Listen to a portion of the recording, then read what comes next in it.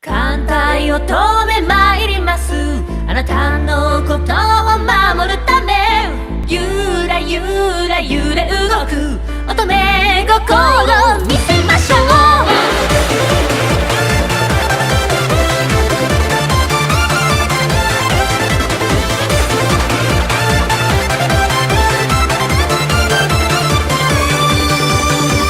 Et salut tout le monde, c'est Roxanne pour une nouvelle vidéo. Aujourd'hui on va faire un nouveau concept sur la chaîne que je vous avais déjà parlé dans une de mes vidéos, What is that tank? Et pour commencer ce premier épisode, nous allons parler d'un char plutôt connu pour nous français. Et oui, je veux bien sûr parler du B1 bis. Allez, envoie l'introduction.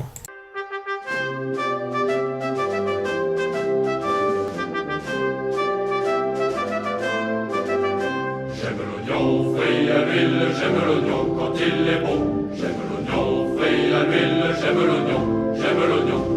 Oh pas camarade, oh pas camarade, oh pas, oh pas, oh pas. Oh pas camarade, oh pas camarade, oh pas, oh pas, oh pas. Alors, pour commencer, je peux dire que le B1 bis, enfin le B1 en général, est un char lourd conçu en France au cours des années 30. Ce char est souvent appelé impromptement Renault B1. Mais Renault n'en est pas le plus gros producteur. Le B1 bis fut développé et produit par l'ensemble de la société FAMH, FCM et AMX, ceux qui font nos chars français actuels, travaillant de concert. Sous la direction de techniques de l'arsenal de Rieul, excusez-moi, sa conception et sa mise en production furent longues et coûteuses, si bien qu'à l'entrée de la guerre de la France, en septembre 1939, fort peu avait été produit. Grâce à un effort industriel important, leur nombre augmenta rapidement pendant la drôle de guerre. Mais selon certains, comme le colonel Charles de Gaulle, cet effort aurait été mieux investi dans des chars plus simples à la production, comme le D2. Maintenant, pour appuyer mon propos, je vais vous montrer les caractéristiques physiques de ce char légendaire français. Alors déjà, on peut remarquer qu'il a été construit, c'est un char lourd, construit entre 1939 et 1944, en France et en Allemagne. En effet, les Allemands ont su reconnaître le blindage du char français, et l'ont même converti en lance-flammes. Pendant la Seconde Guerre mondiale, bien évidemment. Alors, les principaux constructeurs sont Renault, Schneider Incy, Forges et Chantiers de Méditerranée, FCM, Forges et Aciéries de la Marine et Omecourt, FAMH, atelier de construction d'Isis les Moulineux, AMX soit, une production de juillet 37 à juin 40, unité produite en exemplaires, il y a eu 369 exemplaires, le char B1, pour citer les plus connus, les variantes, il y a eu le char B1, le char B1 tiers, un prototype, le char B2 et B3 qui a été blindé à 50 mm, le Flammpanzer B2 F, conversion en char allemand en lance-flamme, excusez-moi. Le 10,5 cm Leite Feldhaubezins 18/3 SF Ost Geschützwagen B2F 740, conversion en allemand en canon automoteur. Je crois qu'ils ont supprimé la tourelle pour installer un canon. Ensuite, au niveau de l'équipage dans le char, il y avait 4 chefs de char. Il y avait 4 personnes dans le char. Il y avait un chef de char, un pilote, un tireur et un radio pourvoyeur pour chacun des canons. C'est-à-dire que celui qui tirait avec la tourelle du haut, le mitrailleur bon, c'est compliqué. Vous allez voir avec un schéma que je vous présenterai ci-dessous. Au niveau de sa longueur, il faisait 6,37 mètres, une largeur de 2,46 mètres, une hauteur de 2,79 mètres, une masse au combat de 31,5 tonnes, un blindage et une épaisseur par rapport à l'inclinaison. Déjà, c'était un type de blindage en plaque d'acier boulonné. Voici une photo. Frontal, il avait du 60 mm avec aucun angle. Latéral, il avait 55 mm avec 90 degrés d'angle. Plancher, il avait 20 mm avec 88 voire à 90 degrés. Et le frontal de la tourelle, il avait 56 mm. Pour le latéral de la tourelle, il avait 46 mm avec un angle de 22 degrés. Et l'arrière de la tourelle, il possédait 46 mm et un angle de 22 degrés. Pour le haut, il possédait de la tourelle, pour le haut de la tourelle, il possédait 38 mm avec un angle oscillant entre 72 et 90 degrés. Au niveau de l'armement, il était armé d'une tourelle principale d'un canon ABS 1929 de 75 mm en casemate, avec 74 obus, avec un angle de 10 degrés. Avec un autre canon, lui, passé au-dessus avec le canon en casse-malle, il pouvait tirer 74 obus, excusez-moi. Avec un armement, avec un canon de SA-35 long de 47 mm en tourelle de 50 obus. Au niveau des secondaires, il avait deux mitrailleuses, MAC-31 coaxillaires de 7,5 cm avec 5250 coups. Au niveau de la mobilité, un moteur Renault d'aviation renforcé de 6 cylindres en ligne refroidissement liquide, une puissance à 307 chevaux, transmission à boîte 5 vitesses avant une arrière, ça paraît logique, enfin 5 vitesses avant et une vitesse arrière.